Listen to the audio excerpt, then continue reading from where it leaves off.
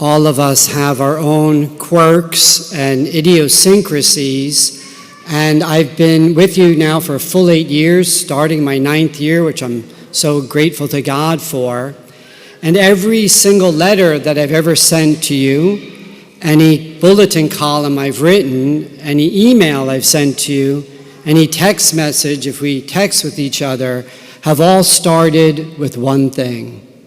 And that's always been the sign of the cross. Looks like the little plus sign on the text messages that I send. And I've been doing that for many years, millions and millions of times now at this stage. And it really started when I remember my parents told me when they were younger, and the nuns in school used to teach them to write at the top of every page, JMJ. Do you know what JMJ stands for? Jesus, Mary, and Joseph. You knew the answer. I know how old you are, right? But when I entered the seminary, we didn't do JMJ. We did TKC, for Thy Kingdom Come, TKC.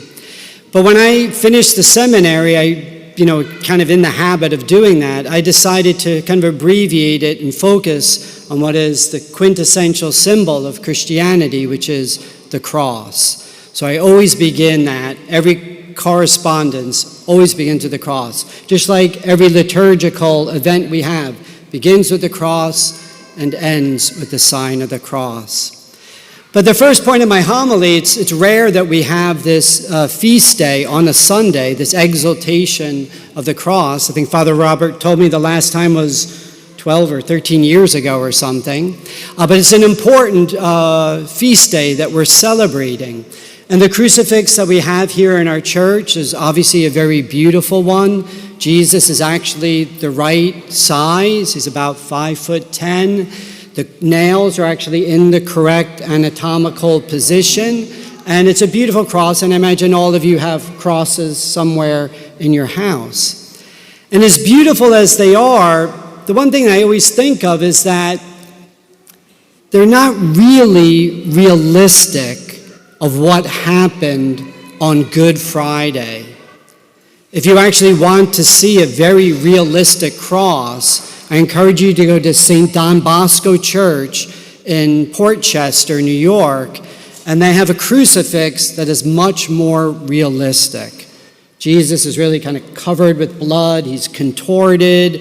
It's a really hard image to look at, but it's much more realistic of the great love that Jesus had for us dying on the cross, that he wasn't as perhaps relaxed as he may look on these crosses here. But I've often wondered why we don't have that more realistic cross. And I think it's because it's so hard to embrace suffering. When we go through physical suffering or emotional or spiritual suffering, or someone that we love is going through suffering, it's so hard to look at that. It's so hard to take it in. And yet it is the depth of Jesus' love that is there, and it's a beautiful symbol. The second point of my homily comes from a story that I know I shared a few years ago, and it was when I was in the seminary, and there was one particular seminarian that I felt was crucifying me, and not just me, but other seminarians. He was just a very difficult, negative person. And anytime you interacted with him, it was negative and difficult, and just you felt like you were being tortured. And so I would try really hard to be nice and kind and kind of turn the other cheek and all those other good things that Jesus taught us. But this one particular day, he just kept pushing the buttons, and I was just ready to explode. And I thought, you know what, let me call my spiritual director. So I was on the other side of campus. I called up the priest, and I told him everything. And after I kind of vented and ranted and raved, he said, "Stephen, is there a crucifix in the room you are in right now?" And obviously in the seminary, there's a crucifix in every single room. So I said, "Of course there is." And he says, "I want you to take 2 or 3 minutes. I don't want you to do anything else. Just look intently at Jesus on the cross." And you know what? After 2 minutes, it worked. It really did work. helped me to put things in perspective. It continues to work for me today. I think it's a wonderful spiritual practice. If anyone's pushing your buttons, we know where to look. But when I was thinking of that spiritual director, it made me think of another one. And as I said, the symbol that I use is a little plus sign. And some of my friends who are not religious have often asked, like, Stephen, why do you put a plus sign at the beginning of every one of your text messages? And I said, well, it's really a cross, and I try to explain it. But it is also a plus sign.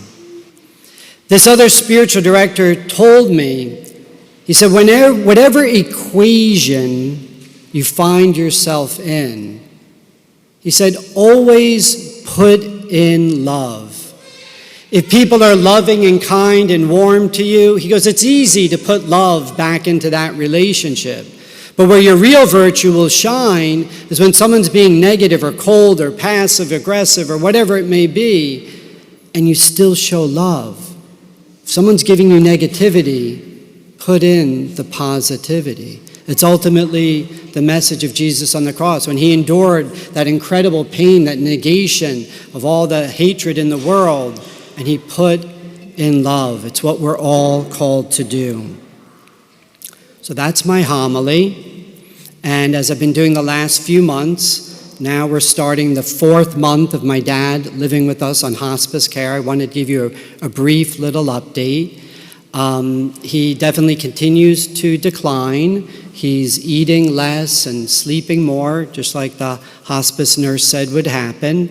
But I thank God that he's not experiencing really any pain. He's not experiencing what Jesus experienced on the cross. He's just gradually going there. So I want to thank all of you for your prayers. I want to thank, obviously, God for this wonderful opportunity he's given me to accompany my dad. And just to tie it in with the homily, I was thinking 58 years ago when I was made a Christian, on my baptismal day, right after the priest, my dad made a little sign of the cross on my forehead, just as all of you have done. If you're parents, you've done it for your children. And I feel so honored that, like, in another month or 2 or whatever it is, that when it's my dad's turn to leave this world and go home to God, I'll be able to make that little sign of the cross on his forehead as we send him forth into the loving arms of God.